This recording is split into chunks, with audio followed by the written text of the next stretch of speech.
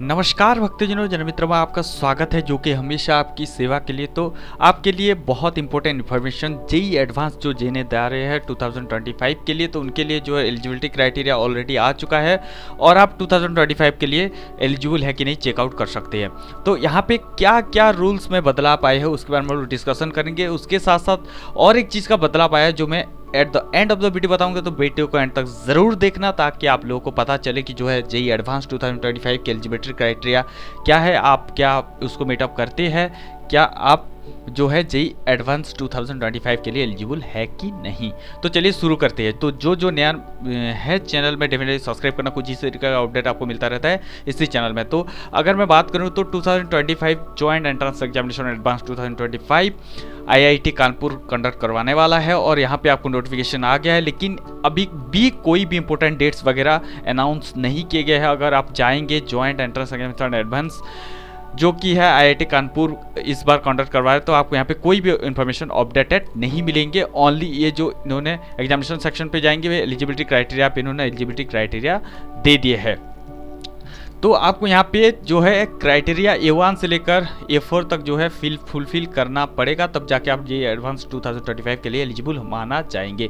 Performance in JEE 2025 का आपका performance क्या होनी चाहिए? आप 2.5 लाख कैंडिडेट के अंदर होनी चाहिए जो भी आप कोर्स चूज कर रहे हैं, जो कि आपके जो है रिजर्वेशन के अकॉर्डिंग, यानी कि 27% जनरल ईडब्ल्यूएस कैटेगरी, ओबीसी 15 यानी कि 10% general EWS, 27% OBC, 15 SC, 7.5 ST और 5% पीडब्ल्यूडी कैंडिडेट के लिए।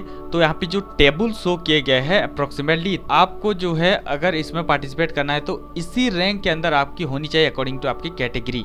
तो आपको यहाँ पे 2.5 लाख के जो है क्राइटेरिया 1 अगर फुलफिल करना चाहते हो तो इसके रैंक के अंदर आपको आना पड़ेगा, ठीक है।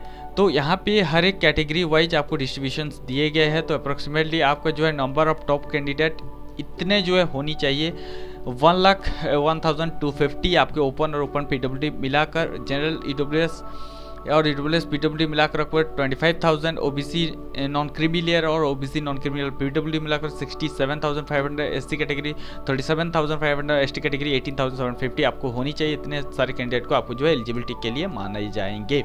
उसके बाद अगर एज लिमिट की हम बात करें तो आपको यहाँ पे एज लिमिट अप्रोक्सीमेटली आपके 2000 के बाद आपका जो है होनी चाहिए। इसके साथ साथ रिलैक्सेशन दिए जाएंगे 5 इयर्स के एससी, एसटी और पीडब्ल्यूडी कैंडिडेट के लिए, जो कि 1995 आपकी होनी चाहिए। उसके बाद 1995 के बाद अगर आप बॉर्न करते हैं तो आपको एससी, एसटी, पीडब्ल्यूडी कैटेगरी से बिलोंग करते हो तो डेफिनेटली आप जो है एलिजिबल है। और उसके साथ साथ अगर आप नॉर्मल जनरल कैटेगरी से बिलोंग करते हैं 2000 के बाद होनी चाहिए, तो आप जो है एलिजिबल माने जाएंगे।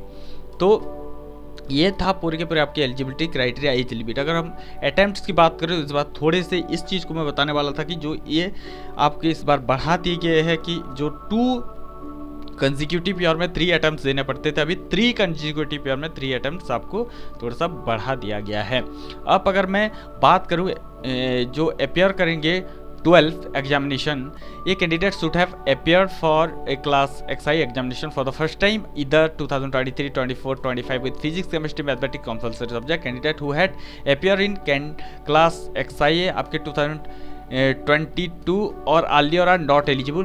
2022 की अगर कैंडिडेट है, आप पास आउट है तो आप एलिजिबल नहीं माने जाएंगे। 2023, 4, 5 के हर एक कैंडिडेट एलिजिबिलिटी माने जाएंगे।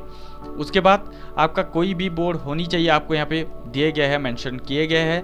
अगर it the examination board class XI declare the result academic year 2021-22 after September 21-22, then the candidate of that board who appear in the class 12 examination to the also eligible to appear in जो जिसका result जो है सितंबर 21 के जो बात निकला है, तो डेफिनेटली आप जो है एलिजिबल माने जाएंगे, ठीक है।